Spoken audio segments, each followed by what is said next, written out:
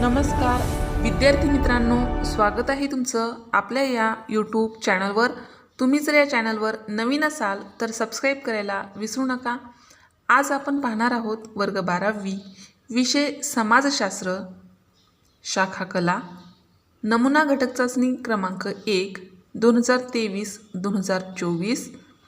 विद्यार्थ्याचे नाव, या ठिकाणी विद्यार्थ्याने स्वतःचे नाव लिहायचे आहे, शाळेचे नाव, रोल नंबर, या ठिकाणी हजेरी क्रमांक किंवा परीक्षेचा क्रमांक दिला असेल तर तो लिहायचा आहे, गुण 25, वेळ 1 तास 30 मिनिटे आणि या घटक चाचणीसाठी घेतलेला अभ्यासक्रम आहे प्रकरण 1 आणि प्रकरण 2। याचा काळजीपूर्वक अभ्यास करायचा आहे। सूचना: सर्व प्रश्न सोडवणे आवश्यक आहे। दुसरी सूचना आहे, उजव्या बाजूचे अंक गुण दर्शवतात। आणि तिसरी सूचना, नवीन प्रश्न नवीन पानावर लिहावेत। या सूचनेचे काळजीपूर्वक पालन करायचे आहे। घटक चाचणी असो, सराव परीक्षा असो की बोर्ड परीक्षा असो। चला तर मग सुरुवात करूया। प्रश्न पहिला अ, रिकाम्या जागी योग्य पर्याय निवडून उत्तरं लिहा। गुण आहेत 4 विधानं दिली आहे, त्याखाली त्याचे पर्याय दिले आहेत। योग्य पर्याय निवडून ते विधान आपल्याला पूर्ण करायचं आहे। तर पहिलं विधान आहे, कार्यकारण परंपरेच्या सिद्धांताला रिकामी जागा सिद्धांत असेही म्हणतात। पर्याय: कर्म, धर्म, तर्क। उत्तर आहे कर्म। कार्यकारण परंपरेच्या सिद्धांताला कर्म सिद्धांत असेही म्हणतात। दुसरं विधान आहे, आदिवासी जमातीची स्वतःची रिकामी जागा असते। पर्याय: भाषा, बोलीभाषा, लिपी। उत्तर आहे बोलीभाषा।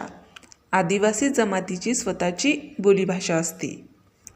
तिसरं विधान, स्पेशल मॅरेज ॲक्ट रिकामी जागा या वर्षी पारित करण्यात आला। पर्याय: 1950, 1952, 1954। उत्तर आहे 1954। स्पेशल मॅरेज ॲक्ट 1954 या वर्षी पारित करण्यात आला। आणि चौथं विधान आहे, 55% पेक्षा जास्त आदिवासी लोकसंख्या भारताच्या रिकामी जागा भागात आढळते। पर्याय: पश्चिम, मध्य, दक्षिण। उत्तर आहे मध्य। 55% पेक्षा जास्त आदिवासी लोकसंख्या भारताच्या मध्य भागात आढळते। त्यानंतर प्रश्न पहिला ब, पुढील प्रत्येक गटातील चुकीची जोडी ओळखा व दुरुस्त करून लिहा। गुण आहेत 2 गट दिले आहे जोड्यांचे। दोन्ही गटामध्ये आपल्याला व्यवस्थित वाचन करायचं आहे आणि त्यामध्ये चुकीची जोडी ओळखायची आहे आणि ती दुरुस्त करून लिहायची आहे। तर पहिला जोड्यांचा गट आहे अ गट आणि ब गट, यामध्ये जोड्या दिल्या आहे। अ गटामध्ये आहे शहरी समुदाय, ग्रामीण समुदाय, आदिवासी समुदाय आणि ग्रामीण समुदाय। ब गटामध्ये आहे व्यक्तिवादाचा प्रभाव, औद्योगिकरण, बोलीभाषा, कृषी उद्योग। यामध्ये आपल्याला चुकीची जोडी ओळखायची आहे। तर चुकीची जोडी ही ब आहे किंवा 2 क्रमांकाची आहे, ग्रामीण समुदाय, औद्योगिकरण। तर ग्रामीण समुदाय या ठिकाणी आपल्याला ग्रामीण समुदाय न लिहिता त्या ठिकाणी शहरी समुदाय लिहायचा आहे। शहरी समुदाय आणि त्यासमोर औद्योगिकरण, अशा प्रकारे ती दुरुस्त केलेली जोडी तयार होईल। दुसरा जोड्यांचा गट आहे अ गट आणि ब गटामध्ये जोड्या दिल्या आहे। अ गटामध्ये आहे धर्म, अर्थ, काम आणि मोक्ष। ब गटामध्ये आहे निरपेक्ष वृत्तीने विहित कार्य करणे, 2 विहित मार्गाने संपत्ती मिळवणे, 3 विहित मार्गाने शारीरिक सुख प्राप्त करणे आणि 4 विहित मार्गाने स्वर्गारोहण करणे। यामध्ये चुकीची जोडी आहे 4 क्रमांकाची, मोक्ष विहित मार्गाने स्वर्गारोहण करणे, ही जोडी चुकीची आहे। तर दुरुस्त जोडी आपल्याला लिहिता येईल, मोक्ष जन्ममृत्यूच्या फेऱ्यातून सुटका मिळवण्याचे ध्येय। प्रश्न पहिल्यामध्ये क आहे, प्रत्येक विधान वाचा आणि चौकटीत दिलेल्या योग्य संज्ञा ओळखून लिहा। गुण आहेत 3। चौकटीमध्ये दिला आहे मैत्रेयी, ग्रामदेवता, धम्मदिन्ना आणि द्रौपदी। पहिलं विधान आहे वेदविद्येत पारंगत स्त्री। आता उत्तर आहे मैत्रेयी। ही वेदविद्येत पारंगत असलेली स्त्री आहे. दुसरं आहे नावाजलेली बौद्ध भिक्खुनी. उत्तर आहे धम्मदिन्ना.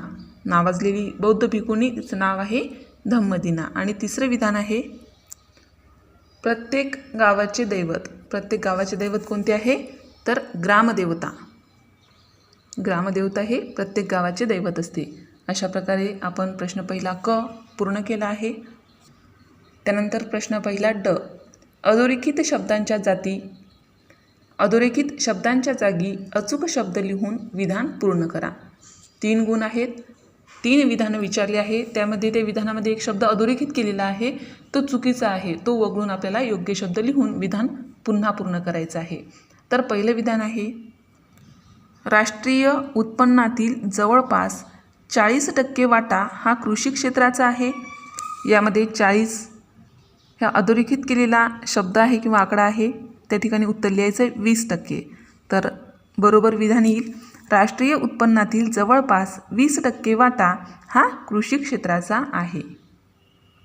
दुसरं विधान आहे शहरी समुदायातील व्यक्तीचे स्थान बहुतांश वेळा अर्पित स्वरूपाचे असते. अर्पित हा अधोरेखित केलेला शब्द आहे.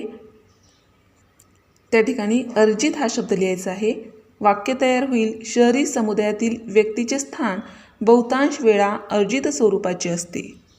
आणि तिसरं विधान आहे मध्ययुगीन काळात खानक्वा या धार्मिक स्वरूपाच्या संस्थांमध्ये प्राथमिक शिक्षण दिले जाई.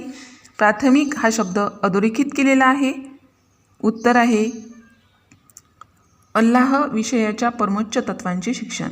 तर वाक्य तयार होते मध्ययुगीन काळात खानक्वा या धार्मिक स्वरूपाच्या संस्थांमध्ये अल्लाह विषयाच्या परमोच्च तत्वांचे शिक्षण दिले जाई. अशा पद्धतीने आपण प्रश्न पहिला वस्तुनिष्ठ यावर आधारित वस्तुनिष्ठ प्रश्न आपण विचारले आहे. व्यवस्थित काळजीपूर्वक उत्तर लिहिणे आवश्यक आहे. व्यवस्थित आणि योग्य उत्तर लिहिल्यास आपल्याला जेवढ्या गुणांसाठी ते प्रश्न विचारले जातील तेवढे गुण प्राप्त होतात. त्यानंतर प्रश्न दुसरा, पुढील संकल्पनाचित्र पूर्ण करा. गुण आहेत 4. 2 संकल्पनाचित्र दिले आहेत.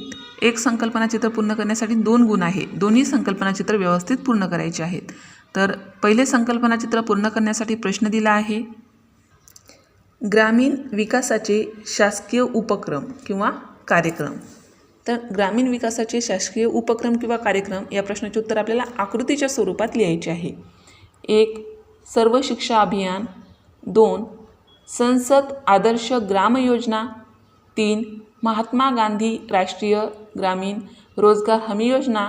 आणि 4. स्वर्ण जयंती ग्राम स्वरोजगार योजना. त्यानंतर आहे वर्णव्यवस्था.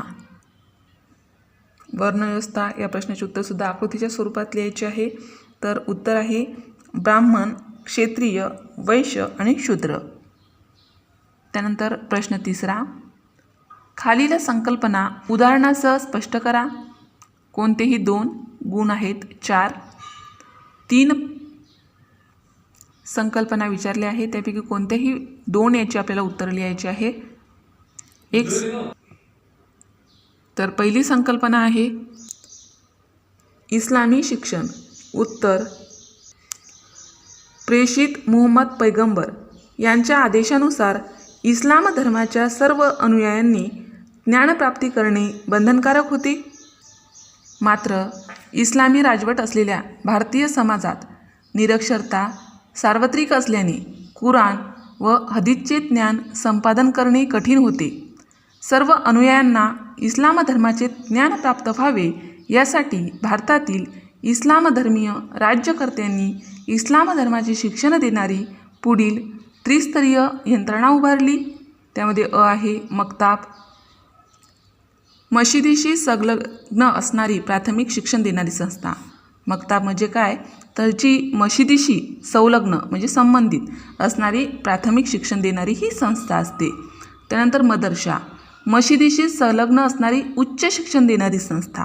आणि खानक्वा म्हणजे अल्लाहविषयीच्या परमोच्च तत्वाचे शिक्षण देणारी केंद्रे. दुसरी संकल्पना आहे झोपडपट्टी. शहरी समुदायाला भेडसावणारी सर्वात महत्त्वाची समस्या निवास व्यवस्थेची कमतरता आणि त्यातून विस्तार पावणाऱ्या झोपडपट्ट्या ही आहे. झोपडपट्टीला गलिच्छ वस्ती असेही म्हणतात, कारण अशा वस्त्यांमध्ये नागरी सुविधांची कमतरता असल्याने सार्वजनिक आरोग्य आणि व्यक्तिगत स्वच्छता पूर्णपणे दुर्लक्षित असते. अशा वस्त्यांमध्ये ग्रामीण भागातून व देशाच्या अन्य भागातून स्थलांतरित दारिद्र्यरेषेखाली जगणारे बेरोजगार असतात. अवास्तव किमती असलेल्या निवासी जागा त्यांच्या आर्थिक क्षमतेपलीकडच्या असतात. मुंबईसारख्या शहरात झोपडपट्टी पुनर्वसनाचे कार्यक्रम हाती घेतले तरी ते अपुरे ठरतात, कारण झोपडपट्ट्यांचा विस्तार सातत्याने होत असतो. त्यानंतर आहे आदिवासी कुल. तर कुल हा आदिम समाजाचा अविभाज्य भाग आहे. कुल म्हणजे रक्ताच्या नात्यांनी बांधली गेलेली कुटुंबे होत. त्यांच्या वंशाची सुरुवात वास्तविक किंवा काल्पनिक व्यक्तीपासून किंवा वस्तूपासून झालेली असते. भारतातील बहुतांश जमाती बहिर्विवाह, कुल आणि वंश परंपरा यामध्ये विभागलेल्या आहेत. कुल संघटन असल्यामुळे दृढ नातेसंबंध निर्माण होतात. उदाहरण, महाराष्ट्रातील वारली व कातकरी जमातींचे कुल संघटन. त्यानंतर आहे प्रश्न 4, सविस्तर उत्तरे लिहा. 2 प्रश्न दिले आहे, कोणताही एक प्रश्न लिहायचा आहे. सरावासाठी या ठिकाणी 2 प्रश्न आपण लिहूया, परंतु परीक्षेमध्ये जेवढी प्रश्नांची उत्तरे लिहायला सांगितली तेवढीच लिहायची आहे. एका प्रश्नाचे उत्तर लिहिण्यासाठी 5 गुण आहेत. तर पहिला प्रश्न आहे, आदिवासी समुदायाची व्याख्या लिहून त्यांच्या वैशिष्ट्यांचे विवरण करा. उत्तर, आदिवासी समुदायाची व्याख्या आहे राल्फ लिंटन यांच्या मते, आदिवासी जमात हा टोळ्यांचा गट असतो.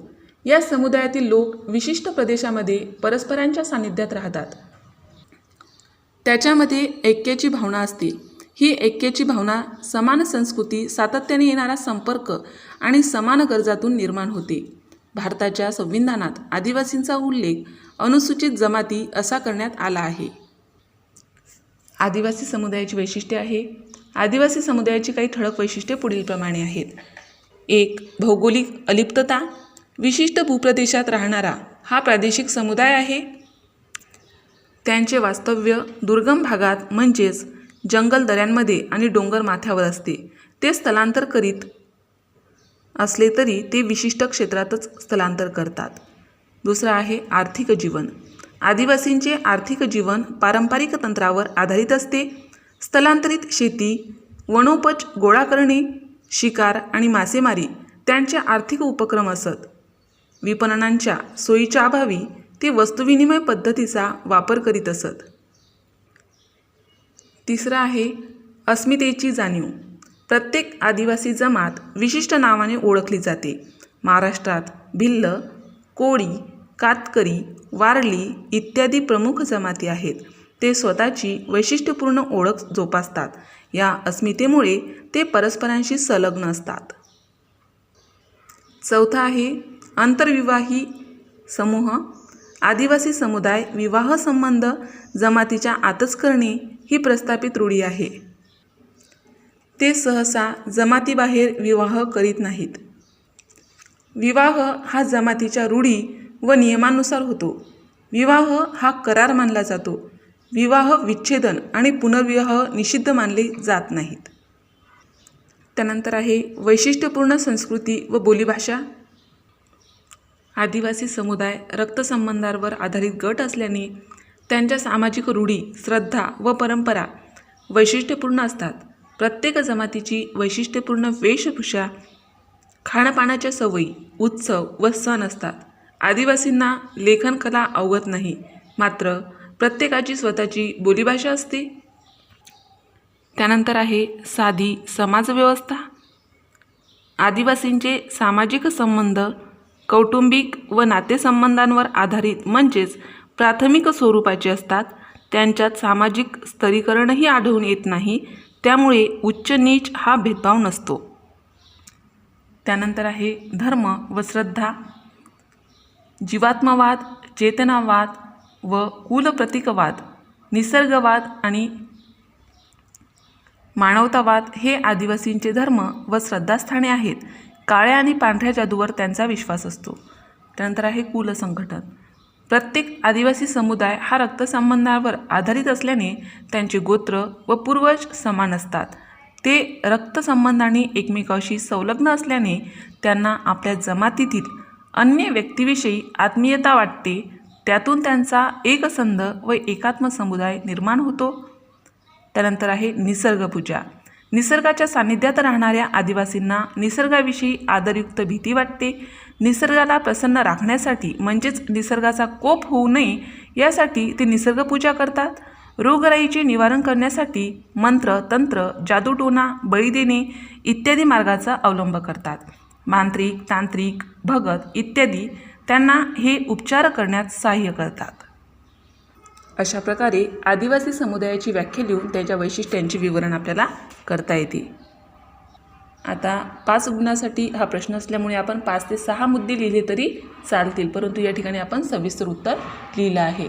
दुसरा प्रश्न आहे, स्वातंत्र्योत्तर कालखंडातील भारतीय समाजाच्या जडणघडणीचे विवरण करा. मुद्दे आहेत भारतीय संविधान, सामाजिक कायदे, अर्थव्यवस्था, शिक्षण, राजकीय आणि शासकीय यंत्रणा. त्यामध्ये अ आहे भारतीय संविधान. 6 डिसेंबर 1946 रोजी संविधान परिषदेने भारतीय संविधान निर्मितीची प्रक्रिया सुरू केली. Doctor B.R. आंबेडकर यांच्या अध्यक्षतेखाली मसुदा समितीने भारतीय संविधानाचा मसुदा तयार केला. स्वातंत्र्य, समता, न्याय आणि बंधुभाव या तत्वांचा उद्घोष संविधानाच्या सरनाम्यात करण्यात आला. लोकशाही शासन प्रणाली निर्माण करण्यात आली. सार्वत्रिक प्रौढ मताधिकाराच्या तत्वाच्या आधारे सर्व प्रौढ नागरिकांना मतदानाचा अधिकार देण्यात आला. मतदान अधिकाराची वयोमर्यादा 1989 साली 21 वर्षावरून 18 वर्षे करण्यात आली. त्यानंतर आहे सामाजिक कायदे. सामाजिक अन्यायाचे निवारण करणारे अनेक कायदे भारतीय संसदेने पारित केले. स्त्रियांच्या अधिकारांची जोपासना करणारे स्पेशल मॅरेज कायदा, हिंदू कोड बिल, हुंडा प्रतिबंधक कायदा, कौटुंबिक अत्याचार प्रतिबंधक कायदा इत्यादी संसदेने पारित केले. अनुसूचित जातींवरील अन्यायाचे परिमार्जन करणारे, बालकांच्या हक्कांचे संवर्धन करणारे आणि अन्य दुर्बल घटकांच्या अधिकारांचे संवर्धन करणारे कायदे करण्यात आले. त्यानंतर आहे अर्थव्यवस्था. भारताच्या आर्थिक विकासाला चालना देण्यासाठी 1950 साली नियोजन मंडळाची स्थापना करण्यात आली. 1951 ते 2015 या कालखंडात 13 पंचवार्षिक योजना राबवण्यात आल्या. कृषी क्षेत्रात स्वयंपूर्णता गाठण्यात आली. औद्योगिकीकरणाला वेग मिळाला. 1991 साली नवीन आर्थिक सुधारणांद्वारा भारताने जागतिकीकरणाचा स्वीकार केला. भारत आज जगातली एक अग्रगण्य अर्थव्यवस्था आहे. त्यानंतर आहे शिक्षण. शिक्षण प्रसार आणि निरक्षरता निर्मूलन या क्षेत्रात भारताने उल्लेखनीय प्रगती केली आहे. उच्च आणि तांत्रिक शिक्षणाचा देशव्यापी प्रसार झाला आहे. विविध स्तरांवर शिक्षण देणाऱ्या अंगणवाडी शाळा, महाविद्यालये, व्यावसायिक शिक्षण देणाऱ्या संस्था व विद्यापीठांची संख्या प्रचंड प्रमाणात वाढली आहे. उच्च शिक्षण प्राप्ती आणि इच्छुक व्यक्तींच्या संख्येत प्रचंड वाढ झाली आहे. सन 2019 मध्ये नवीन शैक्षणिक धोरणाचा मसुदा तयार करण्यात आला आहे. त्यानंतर आहे राजकीय यंत्रणा. भारतीय संविधानाने संघराज्यात्मक शासन पद्धतीद्वारा केंद्र सरकार, राज्य सरकारे व केंद्रशासित प्रदेश प्रस्थापित केले आहेत. स्थानिक स्वराज्य संस्थांकडे सत्ता व अधिकारांचे विकेंद्रीकरण करण्यात आले आहे.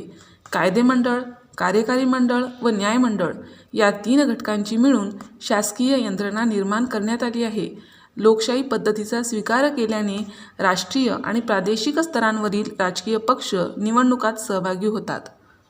अशा प्रकारे आपण प्रश्न 4 सविस्तर उत्तरे लिहा. या प्रश्नांची उत्तरे अगदी सविस्तर व्यवस्थित लिहिली आहेत.